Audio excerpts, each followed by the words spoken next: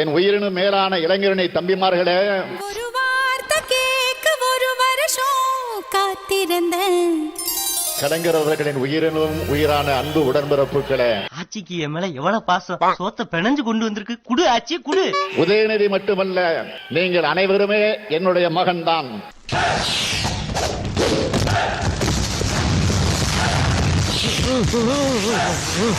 உங்கள் ஒவ்வொருவரையும் என் மகனாக, வாரிசுகளாகத்தான் பார்க்கிறேன். நீங்க எங்க வர்றீங்க? பழக்க வழக்கம்லாம் பஞ்சாயத்தோட இருக்கணும். பாத்ரூம் வரைக்கும் வந்துட்டு பல்லு விளக்கிட்டு குளிச்சிட்டு சாப்பிட வேலையெல்லாம் வச்சுக்க கூடாது, தெரியுதா? திராவிட இயக்கம் தோன்றி 100 ஆண்டுகளுக்கு மேல ஆகிடுச்சு. ஆனா என்ன பிரயோஜனம்? அம்மன் ஜல்லிக்கு பிரயோஜனம்டா. அதே கொள்கை உறுதியும் லட்சிய வேட்கையும் லட்சக்கணக்கான இளைஞர்களான உங்ககிட்ட பார்க்கிறப்போ இந்த இயக்கத்தோட தலைவரா மிகுந்த மகிழ்ச்சி அடைகிறேன்.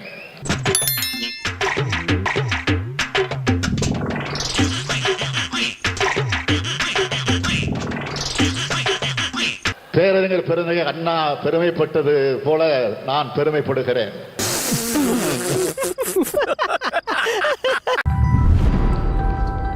கேட்ட பையன் சார் இந்த பால்சாமி. 8000 ரூபாய் கூப்பன்ல உங்களுக்கு தேவையான பிரிட்ஜோ, மிக்சியோ, டிவியோ, ஏசியோ எந்த பொருட்களையும் நீங்க போய் வாங்கிக்கலாம். யார பார்த்து இந்த கேள்வி கேக்குற?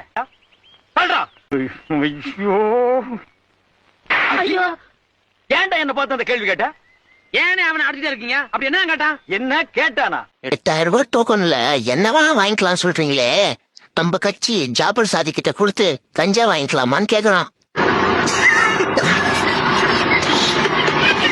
1500 பேருக்கு தளபதி கையால வீட்டு மனை கொடுக்க போறோம். இடம் வாங்கி கொடுக்க நாங்க ரெடி. ஒண்ணு மட்டும் சொல்லிடுறேங்க, செந்தில் பாலாஜி உடம்புல ஒருத்தர் பிரச்சனை இருக்கிற வரைக்கும் சொன்ன வார்த்தையை காப்பாத்த உயிரை கொடுத்தா காப்பாத்த. என்னென்ன சொல்றான் பாருங்க, கம்பி கட்டுற கதையெல்லாம் எடுத்து போடுறாங்க. மேடைய போட்டு அழுது ஒப்பாரி வச்சிட்டு இருக்கிறாரு ஸ்டாலின். திமுக உடன்பிறப்புகள் எல்லாம் ஸ்டே ஸ்ட்ராங் ஸ்டாலின் அப்படின்னு ஹேஷ்டாக் போட்டு கூட சேர்ந்து ஒப்பாரி வைக்கிறாங்க. என்னப்பா ஆச்சுன்னு கேட்டதுக்கு எடப்பாடி பழனிசாமி கருணாநிதியை பத்தி தப்பா பேசிட்டாருன்னு சொன்னாங்க. நம்ம எடப்பாடியா? அவர் அப்படிலாம் பேசுற ஆள் கிடையாதுன்னு இன்னும் கொஞ்சம் டீப்பா விசாரிச்சோம். கருணாநிதியை பத்தி கேவலமா பேசினது எடப்பாடி இல்ல, திமுக எம்பி ராசா. கருணாநிதியை பத்தி மட்டும் இல்ல, ஸ்டாலினை பத்தியும் கேவலமா பேசியிருக்கிறாரு. அந்த ஆடியோவை நீங்களே கேளுங்க. கலைஞர் போயிட்டா, கனிமொழி தாக்கு ஸ்டாலின் பஞ்சாயத்து ஆகட்டும். இப்ப அவருதான் பெரிய பிரெயின் இருக்கா? டெல்லிக்கு போகும்போது இங்கிலீஷ் புட்டிக்கு ஸ்டாலினுக்கு மூளையே இல்லங்கிறாரு. நமக்கு தெரிஞ்சு உலகத்திலேயே மூளையே இல்லாத உயிரினம் கரப்பாம்பூச்சி தான். ஸ்டாலின் சாருக்கு மூளை இல்லைன்னு எந்த மெடிக்கல் டெஸ்ட் வச்சு சொன்னாருன்னா தெரியல. ராசா தான் அதை பத்தி விளக்கணும். இந்த ஆடியோவை நாம கேட்ட மாதிரியே எடப்பாடியும் கேட்டிருக்கிறாரு. அத மேடையில சொல்லிட்டாரு. அவ்வளவுதாங்க விஷயம். மூளை இல்லாத கரப்பாம்பூச்சிக்கு கூட இந்த சிச்சுவேஷன்ல ராசா மேலதான் கோவப்படணும்னு நல்லாவே தெரியும். ஏன்னா கேவலமா பேசுனது அவர்தான். ஆனா பாருங்க, நம்ம ஸ்டாலின் சார் சம்பந்தமே இல்லாம எடப்பாடியை பிடிச்சு திட்டிட்டு இருக்கிறாரு. அதாவது அப்பா பத்தி தப்பா பேசிட்டாருன்னு ஒரு பொய்ய பரப்பி தமிழக மக்களை சென்டிமெண்டா ஏமாத்துறாங்களாமா. தமிழ்நாட்டு மக்களுக்கு மூளை இருக்கு பாஸ். இந்த ஆடியோல 2G கேஸ்ல முக்கிய குற்றவாளி ஸ்டாலின் ராசா சொல்றாரு. இந்த சிபிஐ இடி ஆபீசர்லாம் அதை என்னன்னு கொஞ்சம் பாருங்க. கடைசியா ஒண்ணுதான், ஸ்டாலின் சார் ஸ்டே ஸ்ட்ராங், தோக்குறதுக்கு ரெடியா இருங்க. நீ எந்த தொகுதியில நிக்கிறேன்னு மட்டும் சொல்லு, நான் அங்கதான் டேரா. தம்டி கும்டி தம்டி கும்டி. நான் இறங்கி நின்னு அங்க பிரச்சாரம் பண்ணுவேன். விமென்ஸ்க்கு எந்த அளவுக்கு உங்க கட்சியில சேஃப்டி இருக்குன்றத பத்தி நான் பிரச்சாரம் பண்ணுவேன். அவருக்கு என்ன பிளஸ்னா அவர் சீரியஸ் பண்றாரு தெரியுங்களா? அதையே நம்ம எல்லாரும் காமெடி நினைக்க வைக்கிறோம் பாத்தீங்களா? அதுதான் ஒரு பெரிய காமெடி. சீக்கிரம் அனௌன்ஸ் பண்ணு. ஐ அம் வெயிட்டிங். நான் வரேனே. காப்பி அடிக்கிறதுக்கு கூட அவர் டைலாக் தான் தேவைப்படுது. சீக்கிரம் அனௌன்ஸ் பண்ணு. ஐ அம் வெயிட்டிங். சீக்கிரம் அனௌன்ஸ் பண்ணிட்டா அங்கேயே டேரா போட்டுவாங்களாம்ல. ஏதோ சுண்டல் இது விற்க போறாங்களான்னு தெரியல. நீ எந்த தொகுதியில நிக்கிறேன்னு மட்டும் சொல்லு, நான் அங்கதான் டேரா. இதுல வேற பிரச்சாரம் பண்ணுவாங்களாம். இவங்க இறங்கி பிரச்சாரம் பண்றதுல அவர் தோத்துருவாராம். ஏமா நீ பிரச்சாரம் பண்றது அவங்களுக்கு தாமா பாசிட்டிவ். விமென்ஸ்க்கு எந்த அளவுக்கு உங்க கட்சியில சேஃப்டி இருக்குன்றத பத்தி நான் பிரச்சாரம் பண்ணுவேன். அப்பா மகனே அங்குசாமி, நீ மகராசனா இருக்கணும்ப்பா, நீ மகராசனா இருக்கணும். எனக்கு தெரிஞ்சு வேற ஆள் கிடைக்காம ஜூலிய களத்துல இறங்கி ஒரு பிரச்சாரம் பண்ண வைக்கிறாங்க பாத்தீங்களா. அதனால டிவிக்கு எந்த விதமான பாதிப்பு இருக்கிற மாதிரி தெரியல. சொந்த செலவுலயே யாரோ ஒருத்தருக்கு சூனிய வச்சுக்கிற மாதிரி தான் எனக்கு என்னமோ தோடுது. இவன் வேண்டாம்னு எதுக்கு இவனை உள்ள நுழைய விட்ட நம்ம பல பேரை இழக்க வேண்டியிருக்கு. ஜாக்கிரதை.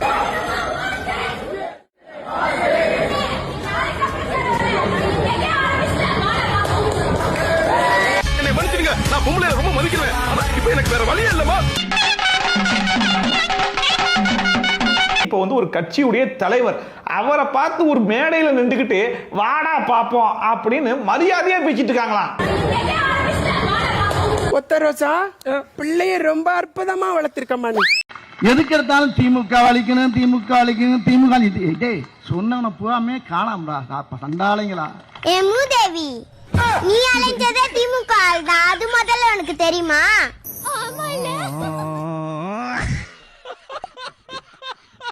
உதயநிதி அவருடைய மகன் வந்தால் நாங்கள் வாழ்க என்றுதான் சொல்லுவோம். அதுதான் எங்களுடைய எண்ணம். எனக்கு ஒரு ஆசை, ஐயா இன்பா ஐயாவையும் அடுத்து முதலமைச்சர் ஆக்கிட்டு சாப்பிடணும் ஒரு ஆசை. சாவு சாவும்ல செத்த பையல நீ நலமா இருந்தா ஒளிஞ்ச எனக்கு பத்தி நீ சாவும்ல செத்த பையல. காலத்துக்கு நீயே தலைவரா இருப்ப, உனக்கு அப்புறம் உன் மழையா, அதுக்கப்புறம் உன் பேர, நாங்க தலைவர் ஆகவே கூடாது. கடைசி செத்து போயிரு இல்லையா? நீங்க இன்னும் அந்த டுட்டோரியல் சென்டர் நம்பிட்டு இருக்கீங்க? ஃபேமிலி மேன் தானே நீங்க, போங்க போய் பழப்ப பாருங்க. அவர் வரமாட்டார்னு முதலமைச்சர் தானே சார் சொன்னாரு. சன் டிவி பேட்டியில சொல்லும் போது முதலமைச்சர் அப்பொழுது எதிர்கட்சி தலைவராக இருந்தவர் என் குடும்பத்திலிருந்து யாரும் வரமாட்டாங்கன்னு முதலமைச்சர் சொன்னார். நிச்சயமாக வரமாட்டாங்க அப்படின்னு அழுத்தமா முதலமைச்சர் சொன்னார். உதவி வந்தார்ல. உங்க குடும்பத்திலிருந்து யாராவது இனிமே அரசியலுக்கு வர வாய்ப்பு இருக்கா சார்? நிச்சயமாக என்னுடைய மகனாக இருந்தாலும் சரி, என்னுடைய மருமகனாக இருந்தாலும் சரி, அல்லது எங்கள் வீட்டில் இருக்கக்கூடிய யாராக இருந்தாலும் அரசியலுக்கு வருவதற்கான வாய்ப்புகள் இல்லை என்பதை நான் அழுத்த நிறுத்தமாக தெரிவித்துள்ளேன். மேடம் இது ஆக்ஷன் மேடம், இவனை பத்தி இவன் பயங்கரமான ஆளு மேடம். மேடம் இது ஆக்ஷன் மேடம். வரிசையில தான் நிக்கிறேன், தலைமை பொறுப்புக்கு வரணும்னு கிடையாது. அதுவும் அவங்க நிக்கிறாங்க கடைசி கோடி தொண்டன், அவனுக்கு பின்னால அவனுக்கு அந்த வரிசையில நிற்ப உழைப்புல எந்த பழகு வந்து உழைக்க வேண்டிய அவசியம் இல்லை. நல்லாதான் மேம் பேசணும், அப்படியே வாழைப்பழம் மாதிரி பேசுவான் மேம். இவன் பேசுறத பார்த்தா எப்படியா பட்டவங்களதான் உயிர்ந்துருவாங்க. பேசியே கவர் பண்ணுவான் மேம். சமூக நீதிக்கான அர்த்தம் என்ன சார்? மூத்த தலைவர்களே அதை அக்செப்ட் பண்றாங்க. யார் அக்செப்ட் பண்ணாலும் தப்புன்ற தம்பி. மகாசனங்களே இதெல்லாம் எதுக்காக செய்யறேன்னா எல்லாம் ஒரு சான் வயிற்றுக்காகத்தான். அடுத்த தலைமுறை இந்த இவ்வளவு தூரம் குடும்ப அரசியல் பண்ற கட்சிக்கு எப்படிங்க ஓட்டு போடும்? நியூ ஓட்டர்ஸ் திமுக எப்படிங்க வருவோம்? அது அவ்வளவுதான், டைம் முடிஞ்சது. வா, நீங்க பெரியார் அண்ணா கலைஞரை சொல்லலாம் இனிமே ஓட்டு கேட்க முடியாது. வெளியே போங்கடா அயோக்கிய ராஸ்கல்களா. ஃப்ரெஷ் ஓட்டர்ஸ் 18 வயசு பையன், new age man or new age girl, mobile பார்க்குறவன், அவன் பார்க்குற திமுக இந்த திமுகங்க. உதயநிதி இன்பநிதி திமுக. முகரக்கட்டிய பார்த்தாலே மூட அவுட் ஆகுதுடா போடா. இன்பநிதியும் உதயநிதியும் பார்க்குறவன் எப்படிங்க இட போடுவான்? இது குடும்ப அரசியல் இல்லையா? நீங்க மனசாட்சியை தொட்டு சொல்லுங்க. இது அப்பட்டமான வாரிசு அரசியல் என்பது நீங்கள் ஒப்புக்கொள்கிறீர்களா இல்லையா? நீங்க சொல்லுங்க. நிச்சயமா அந்த ஒரு அப்ப எப்படி சார் நீங்க நியாயப்படுத்துவீங்க? ஸ்டாலின் ஒரு ப்ராசஸ்ல, அதாவது திமுக தரப்புல சொல்லும்போது இது நாங்களே ஏத்துக்கிறோம், உங்களுக்கு என்ன பிரச்சனை? நீங்க ஏத்துக்கிறது உங்க நீ இருப்பியா மனுஷனா? நீ மானம் கட்ட பையல, நான் மானம் உள்ளவன்டா. சென்னை கொளத்தூர் தொகுதியில் போட்டியிடும் ஸ்டாலின் தாக்கல் செய்த வேட்புமனுவில் மொத்தம் 6 கோடி ரூபாய் மதிப்புள்ள சொத்து உள்ளதாகவும் இதில் உச்சகட்ட காமெடியாக ஸ்டாலின் பேரில் பைக்குகள் கார்கள் எதுவும் இல்லை எனவும் தெரிவித்துள்ளார். ஆனால் இதை பொதுமக்கள் நம்பவில்லை. அவரு சொல்றத பார்த்தா அதெல்லாம் உண்மை மாதிரியா இருக்கு. அவரு சும்மா அடிச்சு விட்டுறாரு. அவர் வர்ற காரே வந்து பாத்தீங்கன்னா 2 கோடி ரூபாய் கார்ல வர்றாரு. அவர் கையில வாட்ச் பாத்தீங்கன்னா 5 லட்சம் ரூபாய்க்கு மேலதான் வாட்ச் கட்டுறாரு. கடைசியில இந்த மாதிரி 6 கோடி ரூபாய் தான் சொத்து இருக்குன்னு சொன்னதெல்லாம் நம்புற மாதிரியா இருக்கு ப்ரோ. அது பொய்யான அறிக்கை, எப்படி நம்ப முடியும்? நம்ம கண்ணு எதிர்க்க தெரியும் அவங்க பண்றதெல்லாம். எங்க பாரு முதலமைச்சர் மண்டபம், ஸ்டாலின் மண்டபம், ஸ்டாலின் இது அதுன்னு எல்லாமே அவர் வச்சிட்டு இருக்காரு. அப்புறம் இல்ல ஒண்ணுமே இல்லைன்னா நம்ம எப்படி இது பண்ண முடியும்? ரொம்ப மட்டமா பொய் சொல்றாருன்னு தோணுது. இது நம்புற மாதிரி இல்ல. இது பொய் சொல்றதுக்கு அவர் அளவு எல்லாமே பேசிட்டு இருக்காரு. அவர் சொத்துல அவர் சம்பாரிச்சிருப்பாருன்னா அவர் அரசியலுக்கு வந்து தான் சம்பாரிச்சாரு. அவங்களோட ஃபேமிலி எல்லாமே இந்த பொலிட்டிக்கல் இருக்கிறாங்க. அவங்களோட அந்த எல்லாமே அந்த அரசியல் பணம் தான், மக்களோட பணம் தான். அதுலதான் அவர் சம்பாரிச்சிட்டு இருக்காரு. அவங்களுடைய சொந்த பிசினஸ் பாத்தீங்கன்னா சன் டிவி நிறுவனம் வருது. கணக்கே இல்ல அடிப்படையில் என்ன கணக்கு சொல்றது நம்ம சொத்துன்னு பார்த்தா அவர் பல கோடி இருக்கும், அவருக்கு பல ஆயிரம் கோடி சொத்து இருக்கும் சரிங்களா. அதனால வந்து அதெல்லாம் மதிப்பிட முடியாது. அவர் தலைமுறைக்கு அவங்க பேரனுங்க பசங்க தலைமுறை உட்காந்து சாப்பிடலாம்.